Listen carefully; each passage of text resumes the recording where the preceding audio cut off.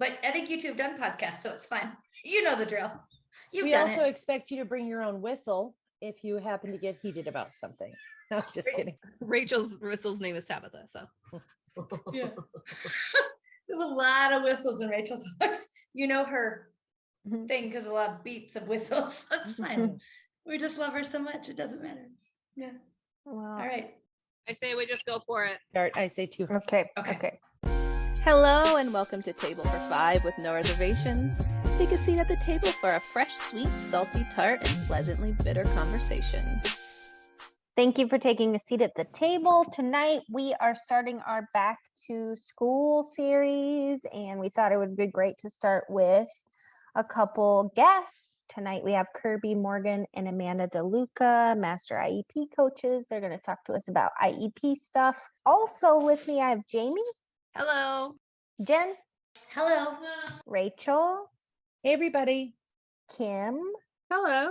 I'm Tabitha. And Kirby, do you want to give a hello? Hi, I'm Kirby. Amanda. Hello, everyone. So we wanted to do just a quick introduction. If you want to start, Kirby, a little bit about you and what you do and where people can find you. Yep, I'm Kirby Morgan. I am a Master IEP coach, an IEP advocate. I've been working in this field now for about 5 years. I have a blog page called Beyond Autism, Jayden and Jackson's Journey. I also co-created an online community with our other guest, Amanda DeLuca, which is called Mastering Your IEP, which you can find on Patreon. And I'll give you guys the information to put in the show notes. And I also have an advocate page called Kirby Morgan Advocate and Beyond on both Facebook and Instagram, where I kind of exclusively share my advocate information and advocacy stuff. And Amanda, tell us who you are. I'm Amanda DeLuca. I live in Ohio. I am the mom of 2. My oldest son, Jaxon, is diagnosed with autism, and that is sort of how I fell into advocacy, because sitting at an IEP table is hard and intimidating, and I knew that I needed to know more, which meant other moms needed to know more. So I became a Master IEP coach, and I serve families nationwide, basically. My day job is I'm a dance studio owner and a dance teacher. I also have a nonprofit organization with Kate Swenson of Finding Cooper's Voice called the More Than Project. And for fun, I blog on the side at Jackson's Journey, Jackson's Voice, which has sort of just become my therapy for me. So I'm on Facebook and Instagram. I do have an advocacy page, but I need to build myself back up to sharing on 9 platforms a day. So we won't worry about that right now. I was just going to say, you guys are busy. What it boils down to is these ladies are doing lots of stuff out in the universe. So we're going to talk kind of back to school, some IEP topics tonight, give some people some tips as we head back to the school year. One thing I wanted to start with is new parents who are sitting down for the very first time. Kids are in kindergarten, or they've changed programs possibly and had to have a new evaluation. That can be a mind melt because there's no guide to what you're supposed to be doing. So you basically go for the evaluation, you sit down at the table, and then most of the time they just write goals for you and you sign it. And you're like, okay, that sounds great. I don't know what I'm doing. What would you say for the parents who are kindergarten bound as we head into like August, setting these goals? What are your tips for them when they sit down the very first time to do their very first IEP to make it less overwhelming? Something that Kirby and I talked about just this weekend is make a list of all of your worries. And that doesn't have to be academic. That can be anything in general. Are you worried that your child is going to elope and run into the street? Are you worried that they are not going to understand who is a familiar person and who is a stranger? List out all of your worries, and then let's turn those into goals and supports and services, because the purpose of the IEP is not just academic. It's to support lifelong learning for our kiddos, to help them gain some independence. So if conversation skills or waiting or potty training, those are all things that we can talk about. List all of your worries. Nothing is too big or too small. And then let's look at how can we get this team to help you working on it, because you are the driving force of your child's IEP. Like you said, Tabitha, you may get a document with all of these suggestions, but truly you as their parent and what you want and know and envision is what should be driving this document. So start with your worries is my Big tip. Where were you Right. 7 years ago? I know. I Right, love that's that. a great tip. That's a great That is tip. fantastic because you're right. When you come in, the goals are kind of written and you just kind of go, Mhm. oh, okay.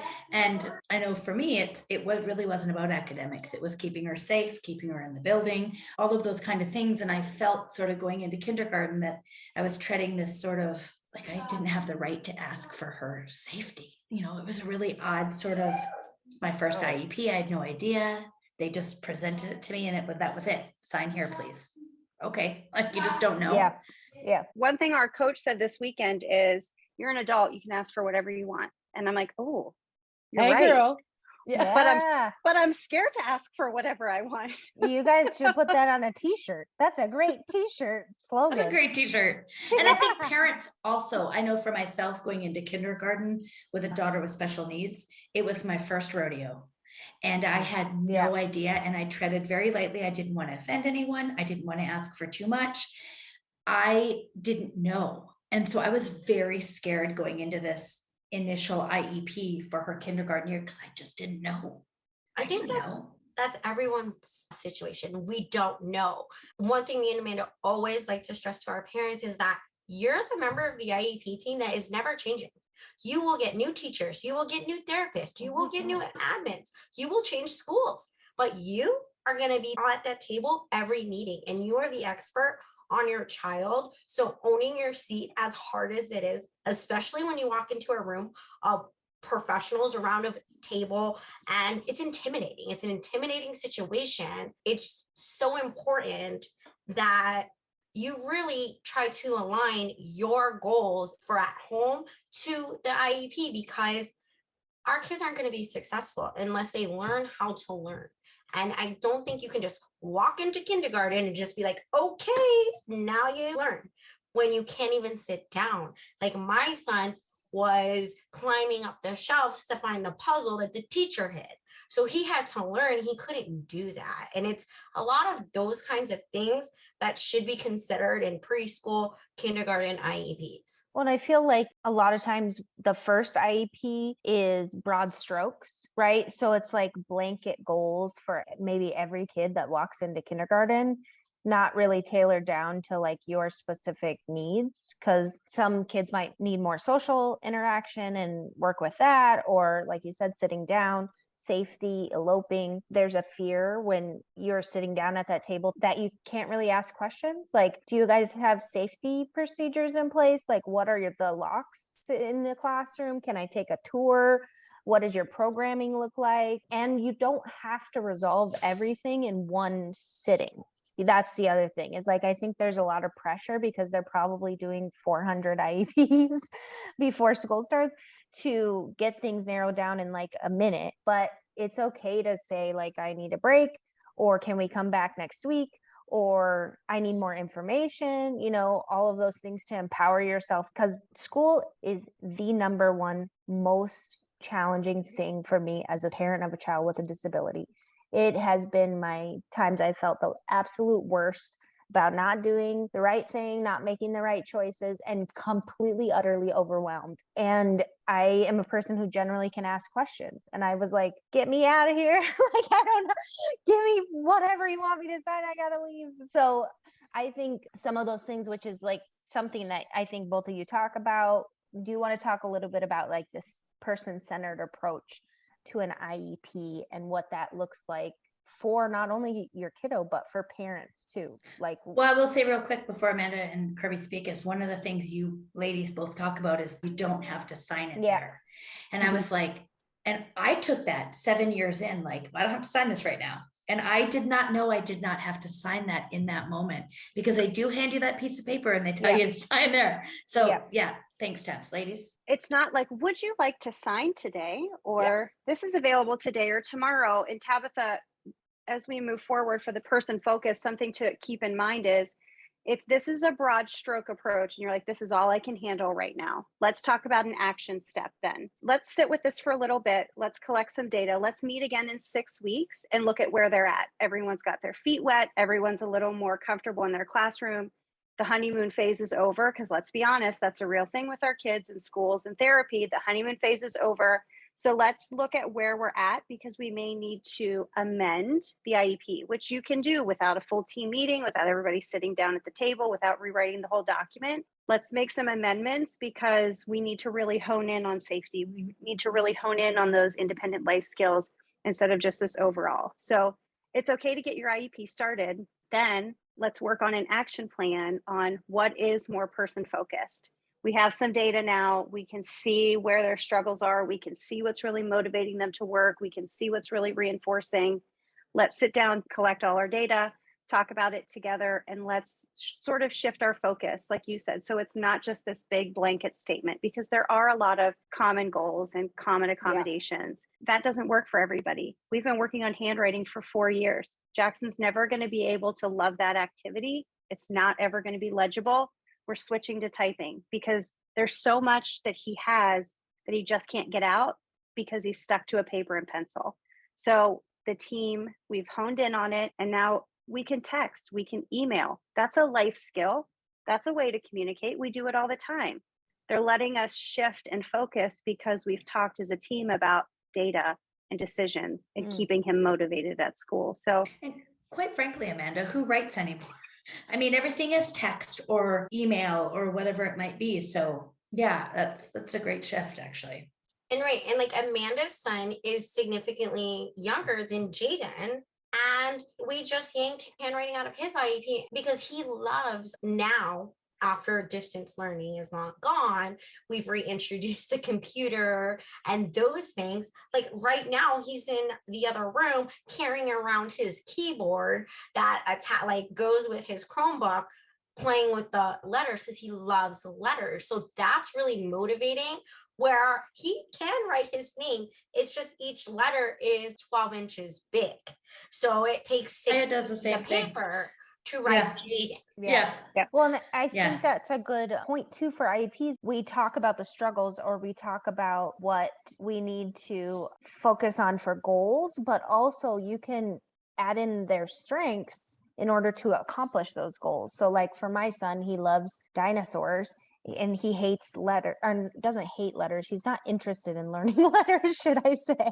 And so like tailoring dinosaurs in with the letters could prompt him to be more interested in the actual thing that he's not liking. So tailoring those things for what you're writing for your IEP. But the real thing is like, I love this idea of thinking about things ahead of time as the parent, like sitting down and making 2 categories, because then you can narrow in to this person-centered approach to boil it down to like, okay, I've had time to think about this. I don't want to go over my 40-page long evaluation with all of the struggles that they've written in there, and then write IEP goals. Like I want to also think about all the great things about my kid and all the things that might help them and benefit them without it just being like the feelings of reading a 40-page long report about your child's struggles, you know? Well, I always said, like, where were you, Amanda and Kirby? Because I didn't know that these people existed. You don't know that stuff going in.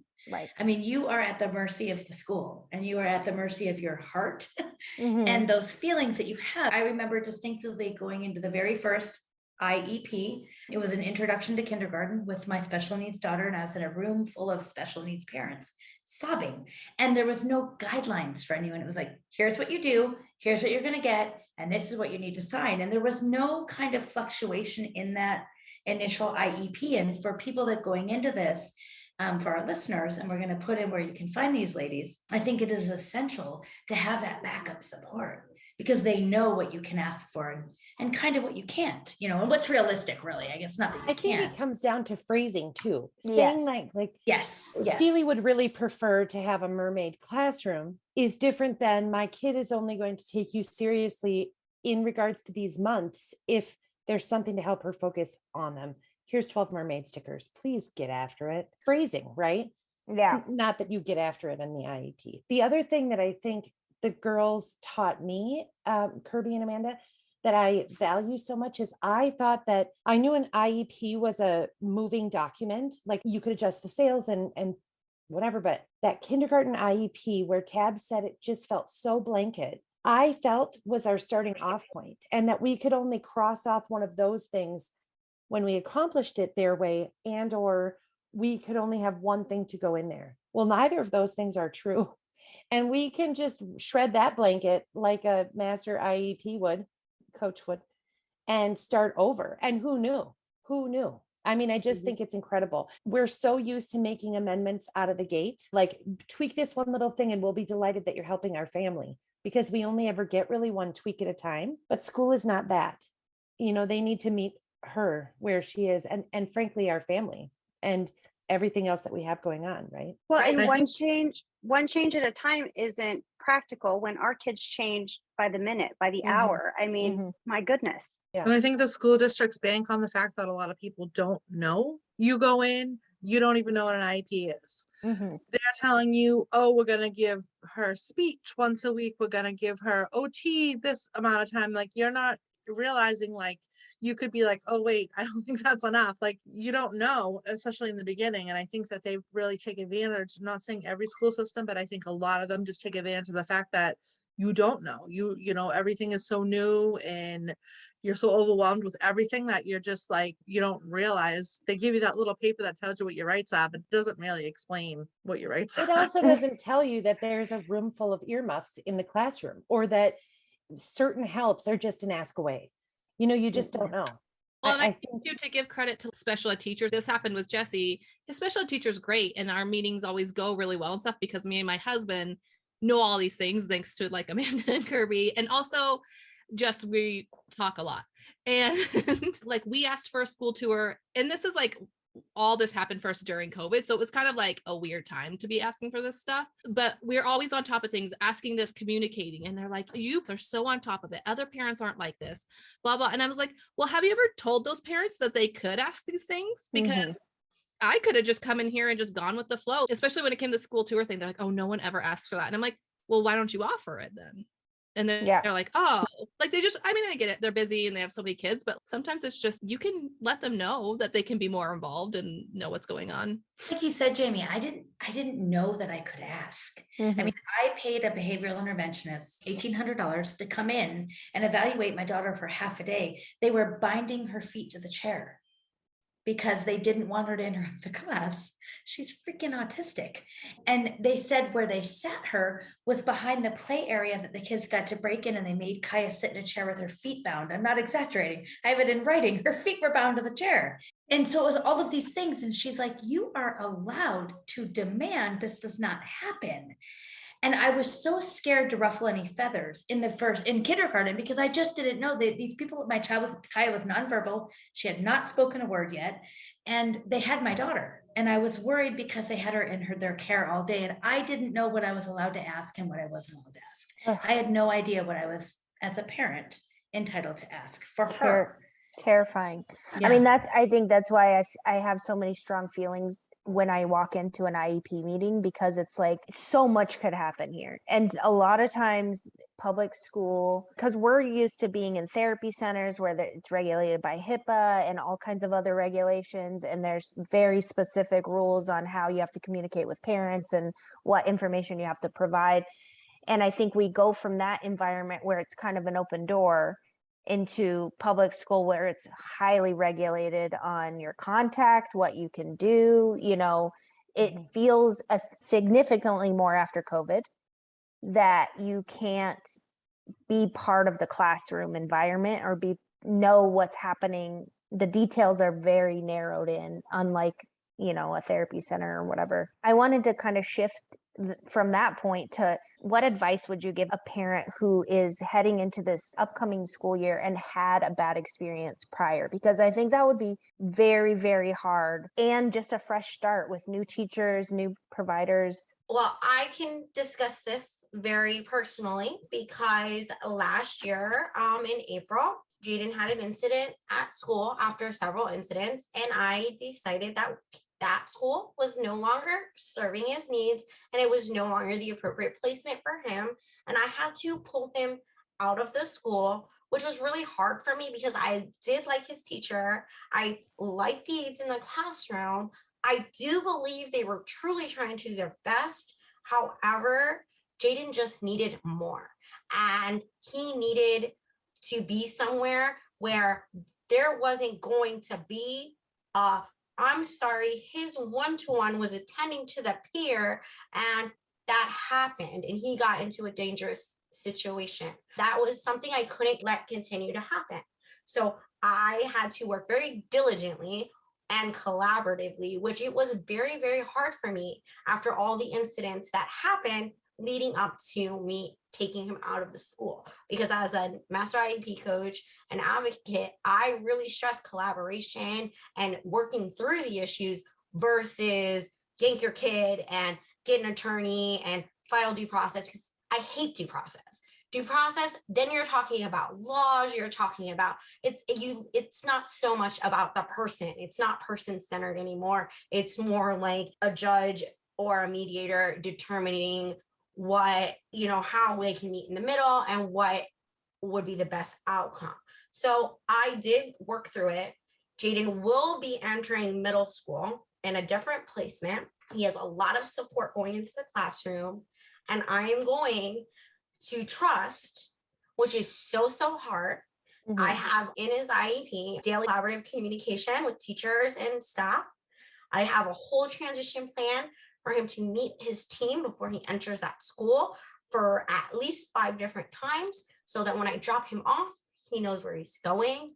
I have them modify their sensory corner because of an injury that occurred at school. I am going to do my best to drop him off and trust, but I also put on into his IEP, which I have never done before, that with 24 hours notice, I would like to be able to come in and do a brief observation of what is happening.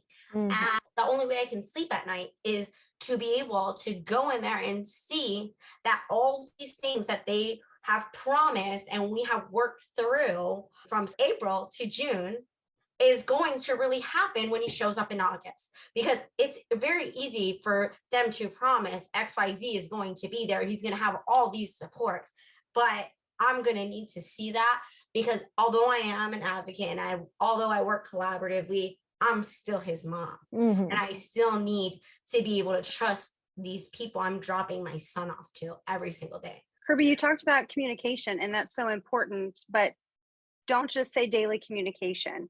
Is it ABC data? Is it a text? Is it an email? Is it writing in a letter? If you've had trouble in the past with your team, pull out your IEP document and look at every component and say, how can I get more specific? How can that be more specific? How can I fine tune this a little bit? Because then you're not saying, well, I thought you meant, and you thought I meant. Let's go through it. Let's fine tune it. And let's make sure that then if there is an issue, we can say, you didn't follow the document and we were as specific as we could be. We really need to make some changes here, because there's a lot of room for interpretation in special education, unfortunately. Free, appropriate, these all mean different things. We need to be as specific as we can to make sure that we're all speaking the same language, because if not, a lot can get lost in translation. And I think if you've had trouble with your team in the past, which that's why I do what I do, I had trouble with my team. I knew my son needed behavior support to be successful in the classroom, and they were not going to give it to me. I needed data, and I needed facts, and I needed notes from other therapists to say, this is why, not because I want it, because he truly, truly needs it. So let's look at the need and the why, because Kirby and I talked about this over the weekend as well. There's quality and then there's quantity. In the very beginning, I wanted as much as I could get. Now I really want to fine tune that and look at what is the best quality and in what increments and supported by what data and what trainings, so that he truly is getting what he needs, not just what I can ask for. And I think that helps your team understand that you want what's best for their safety and their environment, for them as a staff member and your child as a student. What a paradigm shift. Yeah. From quality to quantity. I mean, that just kind of rocked my world. I think in so many senses, you think like, I don't mean the well-versed ones at the table. I mean, me, oh, Celie's getting OT at school. That's fantastic. Can I speak to that therapist? And then we have it listed that we need communication in the IEP. I've even provided a Jamie Ramos book about it. Like, it's supposed to go back and forth. I communicate these things. They're supposed to communicate these things. In the front cover, I have more clear direction. And every day I get the book back and it says good. And then behind it is a hold form. Good, hold form. How? I need, you have to really be clear, make your own format. Like, it doesn't need to cost a lot to get what you need. And so many things that our kids utilize in terms of therapeutics, like outside of the school district, all look at data. It's the only way, like there's a measurable thing that you can track in every issue that you're having. And if you can get to that, then you can get the people that are supporting your family to honor it. Spot This on. is what I'm showing you. This is what happens. This is what you've told me. Let's handle it. Rather than, I really don't think it's going that well here. Hold form. Good. I like that tip to pare it down to be more specific, because the more specific you are, the more working document. And if you do get to the point where you have to hit that due process, this was specific. We wrote in detail what we expected from the school. Everyone agreed. You did not follow it. That's it. If it's like a broad strokes, well, we provided sensory input or whatever the broad strokes are. What does that mean? What does that mean to you? You can't really enforce that type of goal as much as something that is more specific. So that's a great tip. I love that. Yeah, Amanda and I always too like to include the teacher in the situation, say, how is your preferred method of contact? So that you're not expecting like a form to be filled out and they rather just email you they have an email form they want to send every day, or you're sending in a note and they don't look for the note, look for email. So we like to consider the teacher in that aspect and say, what is your preferred method of daily home to school communication, so that they have an input when you get to the IEP, it's written in the way they prefer, so that if you do ever end up in that terrible due process, that was the way everyone agreed and everybody thought would be the best method of communication. And I understand teachers are busy. I don't want you to rate me how many grapes he ate, if he made a macaroni necklace. I don't need to know that. But I need to know the important things that happened during that day, what services were delivered, so that you can keep track of if services were missed. Okay, are we making that up? So I think even just including the teacher in that little part of it, it makes the communication not always happen, but at least it gives the teacher some input, so that if they don't do it, you can hold them a little bit more accountable. Like, this is what you said was your preferred method and it's not working. I love that, because for us, like Jesse's preschool teacher, his first preschool teacher, she wanted to just write an email. Every teacher he's had since, they prefer, that's why I made like my little book I did back and forth book. They prefer something where it's just like check, circle, all that stuff. So yes. Mm-hmm. And Tabitha, like you said, we need that data. If a parent has had trouble with their team, make sure that someone is keeping notes of that meeting. Don't just assume because they're passing the computer around. And if you come to a tough spot, stop and say, let's read over that. Let's make sure we're all on the same page here before we move on. Because a lot of times they're like, we'll just attach the PRO one at the end. Okay, well, I want to know what it says before we dismiss this meeting, because there's a lot going on. And if you disagree, and that's going to happen, and that's okay, I want that noted. We did not come to an agreement today.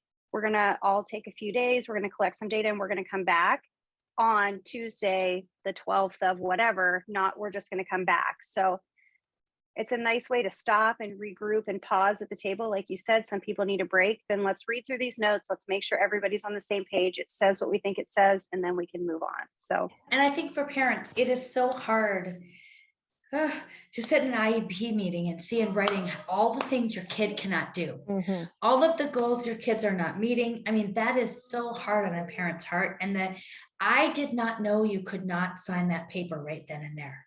I did not know that I could take a break. I did not know that I could write in things that I feel my child. I mean, I know you can't see me right now when you're listening, but I did not know I could do those things. And so to know that you have the right to say, take a breath, I need to go back and read this. I'm not signing this right now. I'm going to amend it, bring it back. I think for our listeners right now, that is so, so important to hear. And not even just the right, but like, do that. Yeah. Do that. Yeah. Do that boldly, do that strong. Look up the words that you don't know. The thing is like, my mind shuts off a skosh when all the acronyms start flying and all the words that I don't know. Like if I don't understand 15 of the words you're saying, lost. I'll probably be sweet and agreeable. Like, yeah, oh, that sounds like you know what you're doing. Right? I'd rather I blame take that home and educate myself, you know? I blame Sal. I'm going to take this home so that my husband can read over it, and then we'll let you know. That's Yeah. great. Yeah. Or so. The thing There you I go. was gonna say too is that it's a learning curve, right? Nixon's IEP experience was completely, utterly different than Nora's IEP experience. So luckily for my daughter, I had my son first. And when I went into that IEP meeting, or the MET evaluation, should I say, her evaluation process was completely different. I was like, here's the deal. We're not going to talk about my daughter in front of her. Talk if we need to come back later, like you can observe her. I don't want her talked about as if she's not in this room. I just went in there guns blazing. I mean, very cordially and polite with a sweet voice. But I have so much Sweet voice. I have so much guilt over my son's experience in his evaluation. And I sit in meetings for a profession. I was so angry about that. Now I'm gonna cry. Ugh, dang it. Dang it. Every parent feels that way. I Yeah. went to my first son's IEP meeting. My husband's like, you want me to go? I'm like, no, I got this.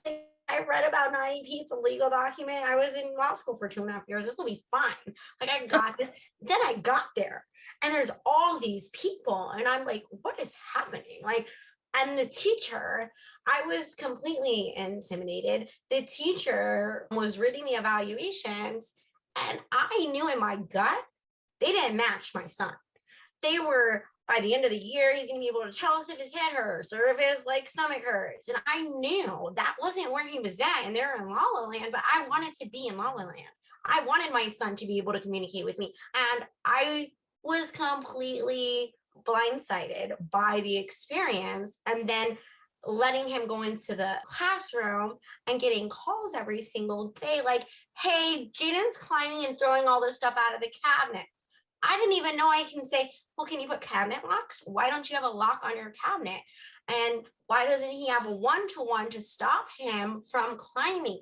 Things that I felt like I should have known. So the reason I do this, I think Amanda too, is because we were those parents that walked in trusting and hoping that what you say is what we're going to get. And you're the professional and you know, without me knowing, I have a voice and I need to speak up because I know my son better than all you people sitting at the table. And he is about to be 11 and go to middle school, which I could start crying now because I'm so not prepared for it, even though I have him in, I think, an impeccable program and I'm very open-minded and trusting, but I didn't know either. And I think a lot of parents need to give themselves grace because nobody prepares you for this. Yeah. I always tell my husband, well, if nobody tells you, how are you going to know? Well, I think a big thing too is people assume that the school and everybody has your child's best interest, and that's not always the case. And a lot of times it's not the case. I feel like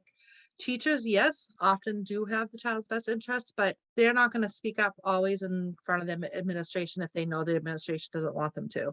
And Alyssa, she was very clear cut. There was no question she needed supports. The school could not support her. She was in a level, what would be comparable to a level 3 program, because at that time, there was no way that they could support her, handle her. It was no question. She got everything. I was like, okay, sure, that sounds good, because you know they were more able to do that for her. But I have a daughter who has ADHD and she doesn't have behavior. She doesn't have an intellectual disability, not clear cut. She was diagnosed with ADHD at the end of 3rd grade and we never got her on an IEP. And it took until 8th grade to get her on a 504 plan. And only because they thought we had an advocate with us, which she wasn't an advocate, but like we were just going to let them think that she was one. So, and at work, and she was literally was like, well, can she go on a 504 plan? And they were like, oh yeah. All I had to do was ask. They never told me I could ask. I mean, I don't know where Amanda was in my life at the time, but my daughter struggled immensely with school, but they were like, it was inconsistent. Her scores below average, but they weren't below average. They always, and when they do the flow chart, they're like, nope, she does progress. And it's like, not really. You know what I mean?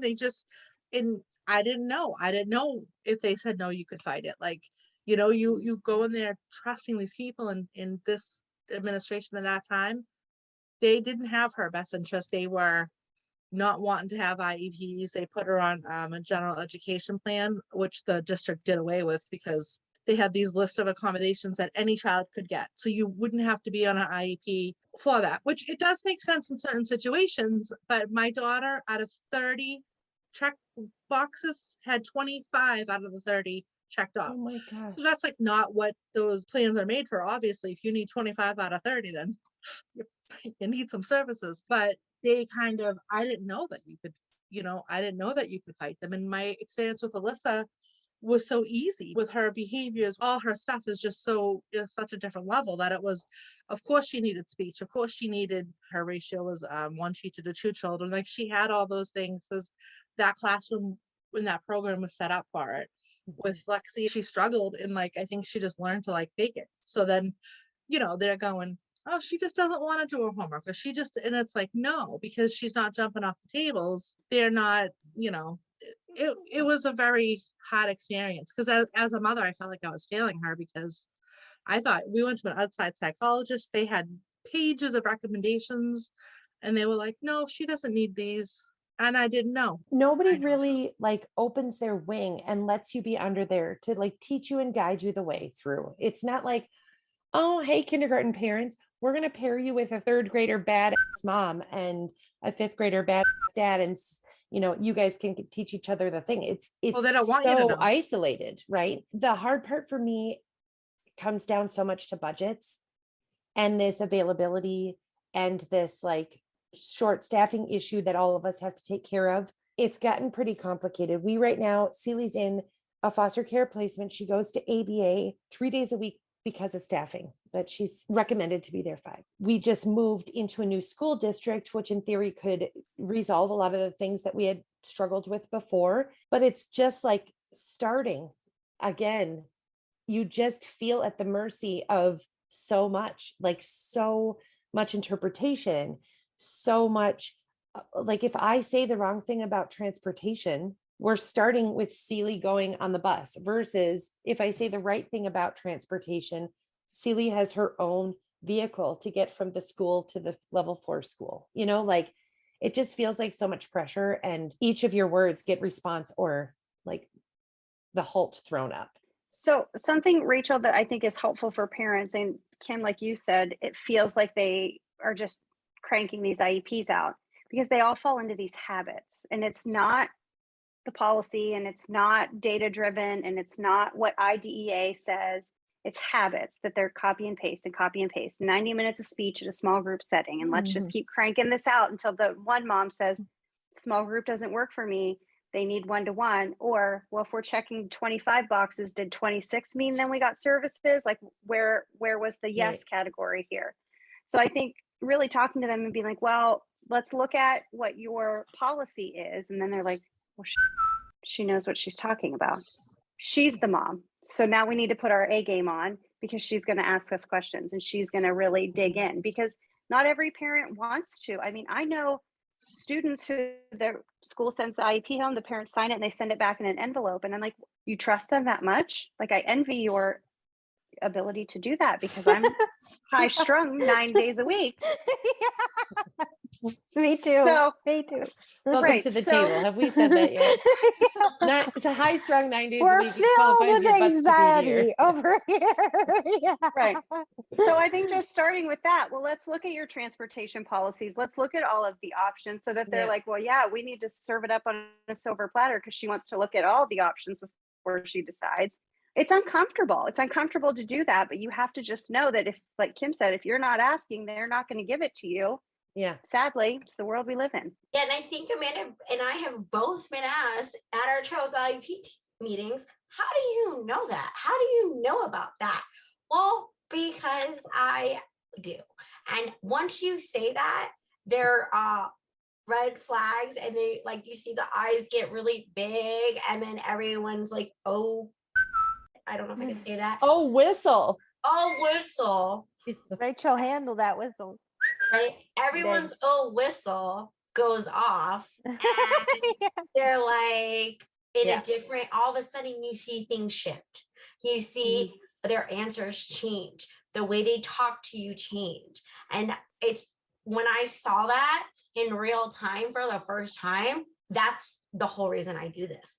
I was like, that's the thrill of the roller coaster for Kirby. I can see that where you see the paradigm shift in them. You're like, oh, I got him. I was like, that's it. I'm going to tell every mom I know. I'm going to scream it from the rooftops, and you guys are going to really, like, every time I went onto Jayden's first grade campus, I would get they would go on the radio and say, HP, there's an HP, there's an HP. That means high profile parent. I didn't know that, but I was like, oh, I got in the car and told Jeremy, I'm a celebrity here. But asking these things doesn't mean you're arguing. You're simply asking questions. And that's another thing. And, you know, I get angry. I mean, we're all allowed to get angry, but a lot of the time it's just me saying, why? What gets us to a yes? Show me the policy. How many minutes are too many minutes? Why is the staff not available? I mean, and sometimes their answer is, I don't know. I'll have to get back to you, because no one has ever asked before. Yeah. Good. Write that in your notes, ma'am. I'd expect that in my email in 3 days. Well, the other thing I was going to say is I think advocating, I know for myself, that's come a long way. I'm not combative. I'm not accusatory. I don't yell at them. I try to work with my daughter's team. And in the beginning, and I want to be clear, there was a lot of mistakes in the beginning on both sides. Well, no, actually their side. They lost my kid in a pond, but we don't need to talk about that in this episode.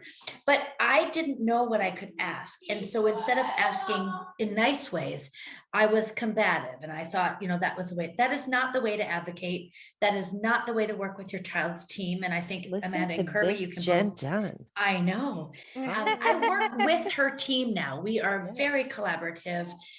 She's in a center now. She's in a great place. They come to me. What do you think this will work?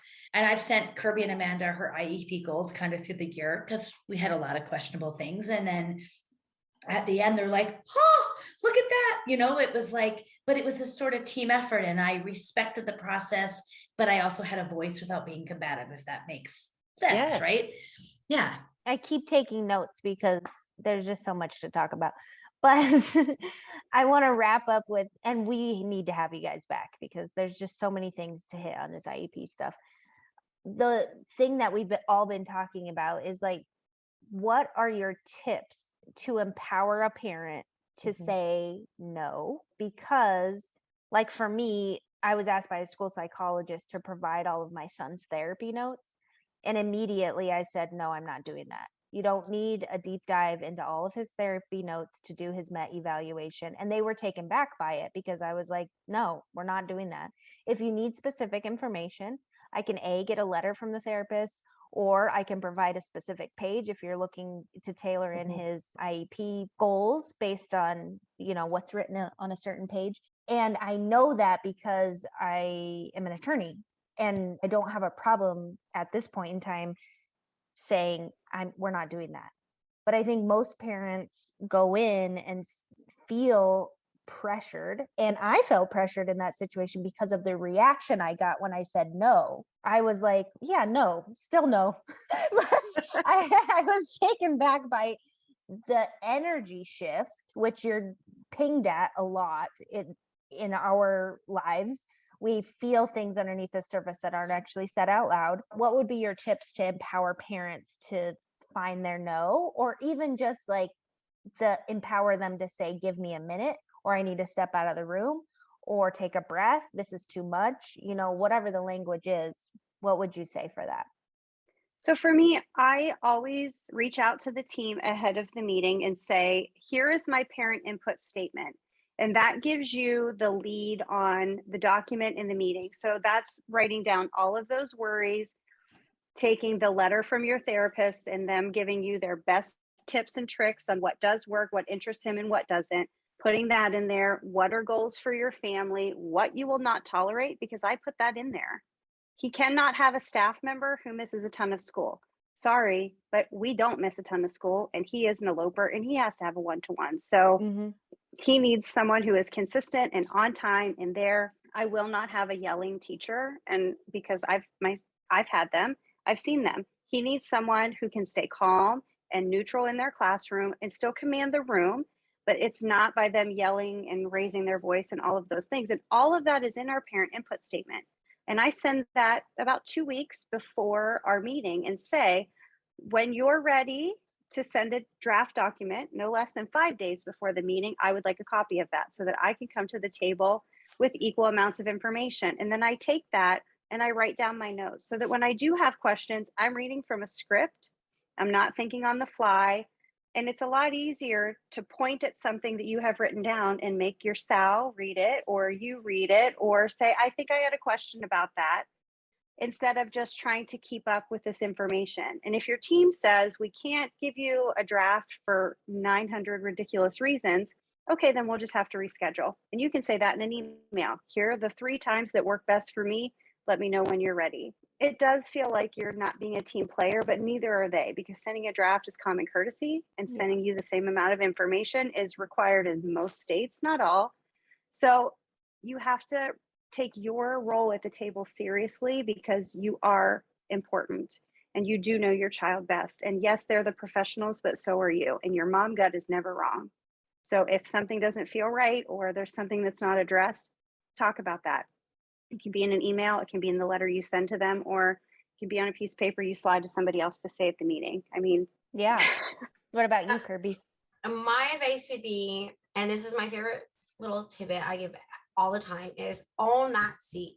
You are there for a reason. And I know that being at a table with all these professionals, with all these titles, and you're just mom. I'm sorry, but mom has been there since day one.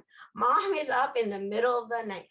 And your data and the things that you observe and the things that happen outside of school are just as important as their data that they're taking in the classroom, that they're taking about IEP goals. So own it. Know that no matter how many professionals are there, that your worth is the biggest wealth of knowledge that you can give that team, because they see all different kinds of kids, especially at the very beginning. They don't know what's walking in their door. So it's your job as the mom to front load as much as you can. And as Amanda said, we really love parent input statements, and we really stress it's not a dumping ground for your complaints and everything that you don't like, or it's the important, the nitty gritty. Like Amanda said, we always write down those important scripts, like just so that if you're in a meeting and they just told you everything your child cannot do and everything they are behind in and everything that is just gut-wrenching. It's gut-wrenching as a parent sometimes to hear that stuff. At least you have these little snippet notes that you can look down on as a script and just respond. And all parents should know you can bring anybody to the IEP meeting. That means your neighbor, whoever, even if they're just taking notes. And if you need to pass them a note because you're in a moment, you can do that. I was alone at the first IEP meeting because I thought I had no problem. I got this. And then I learned real fast that you need a Jeremy, just like Amanda has a Sal, because when it's my son, I consult with Amanda because I get revved up, and my husband has he rubs my back little tactic, you're getting crazy now. Stop it. Code But word. at the same time, a lot of time you feel like you're getting talked down to.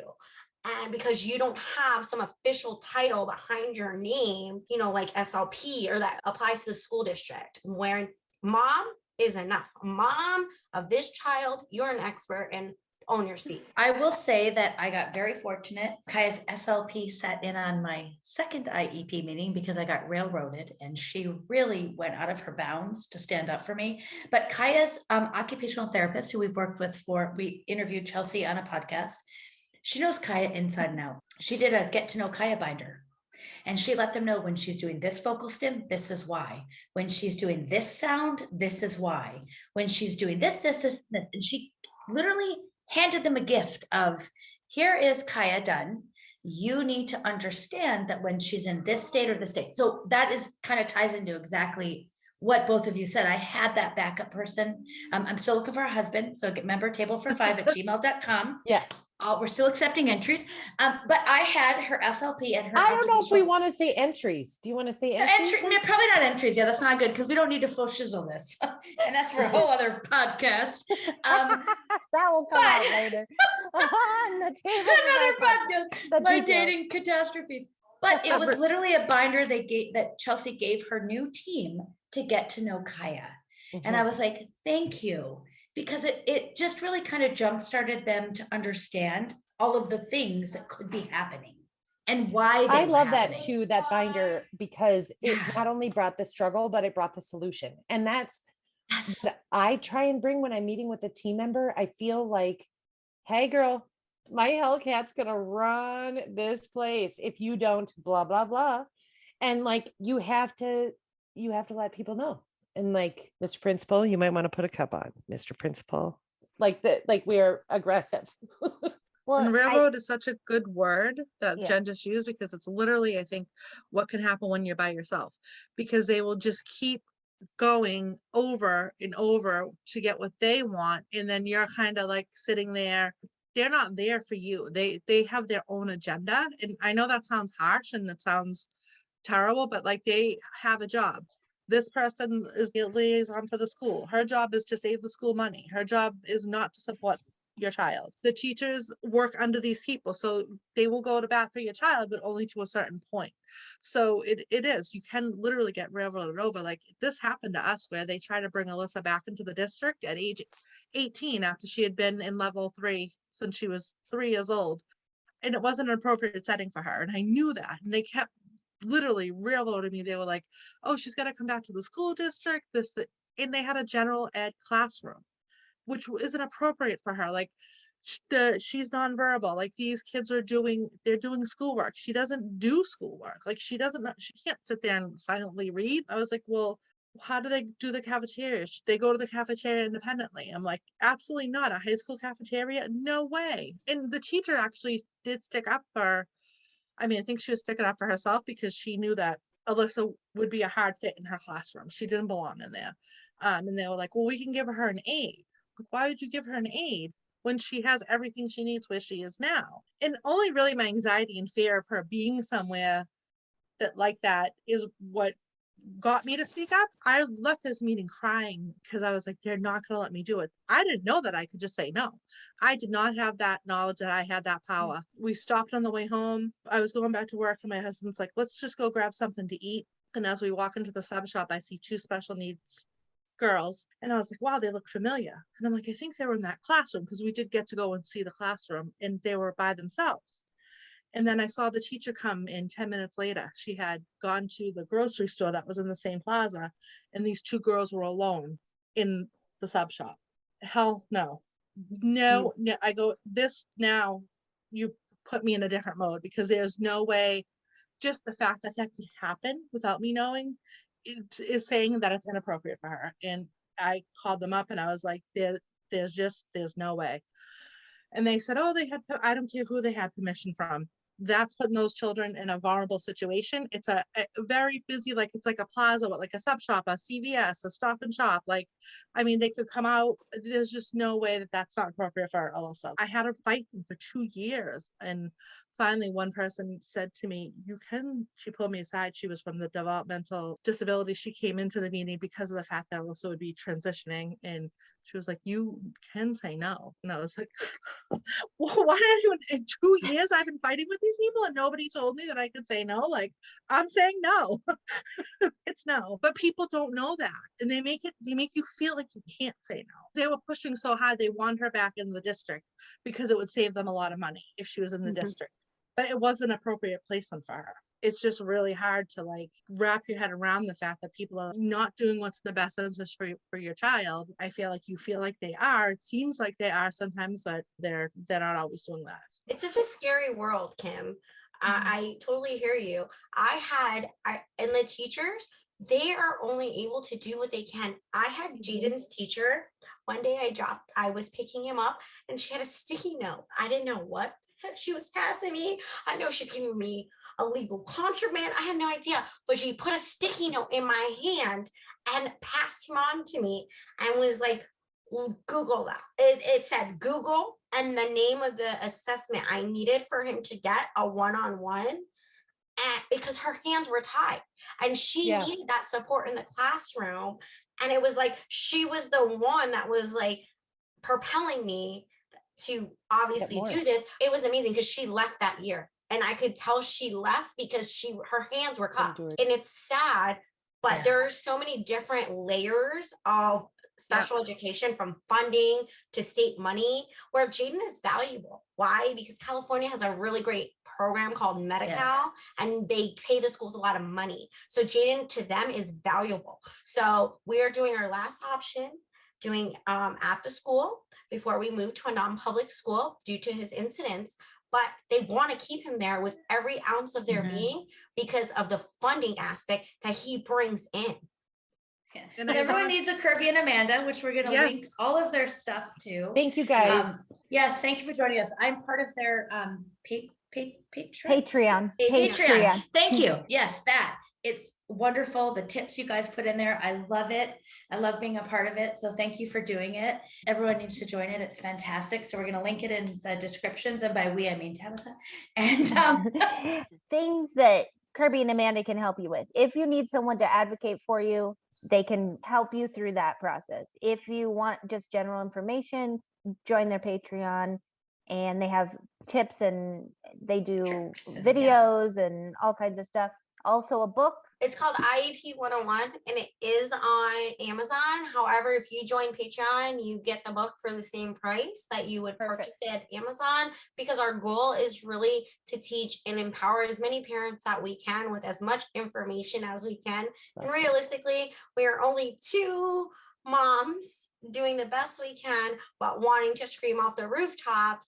So we want to help and serve as many special needs parents as we can. The book's on Amazon, but on Patreon, there's a full hour in-depth where we go through every page and provide all the background information for why we highlighted each thing. So it's a good bundle over there. And Tabitha, like you said, we could talk about this forever. And I think another point that would be great to talk with Kim about, and Jen, it's coming up for you, is transition, because that's another railroad process, because they want to make you wait. And yes, we for sure. I mean, there's just so much information that is unknown. And especially as you're going, there's so many milestones. Like you first get into school, then you're K through 5 or 6 until you hit junior high. Junior high is a whole another bucket. High school is a whole nother bucket. And then adulting is, what do you do when your kid ages out of the public school system? So we love this information. I took notes for my own self, mainly don't freak out on the people at the school, take a breath, come back later. Contact Kirby and Amanda. Possibly just calm yourself down. Well, and I have to say, I know we're wrapping up, but I want to mention this because I think it's important. I had an incident with my daughter, Lexi, who has ADHD, where I was speaking to her teachers about her issues. And one of the other teachers came looking for her 504 plan. And the teacher goes, no, she's not on one. And he's like, no, she is. She has to be. It's seasoned teachers, they know. At this IEP meeting, crickets. No, they said nothing to support the fact that she needed support. Not a word. Both of them had conversations about her needing supports, but when we came to that table, they did not say a word. So obviously they felt that they couldn't for a reason. So even though the teachers will go to bat, sometimes they won't. And my daughter was denied supports that she needed. The teachers said to me that she needed them. I just think it's important for people to know that these things happen. We will come back. We'll chat some more. If you have burning questions about IEPs, you can reach out to Amanda or Kirby, or something that you think would be helpful to people to address on our podcast as kind of more of a general discussion, because we all come from different avenues and stages of elementary school or wherever we've been. Let us know. You can send it over to us. Thank you, Kirby and Amanda, for joining us. Thank you so much. Thank you. Thank you so much for joining us. We need a part 2. Yep. We're here for it. Let us know. Thank you for joining us at the table for episode 1 of our 12th series, Back to School. To learn more about Kirby Morgan, Amanda DeLuca, and their amazing resources, check out the links in this episode's description. If you enjoy our podcast, please subscribe and rate and review us. Make sure to follow us on Facebook and Instagram. If you'd like to contact us, you can at tablefor5podcast@gmail.com. We have new episodes every Monday. Join us next week for episode 2, where we'll talk all about our kids' first time entering school. We'll see you there. Bye.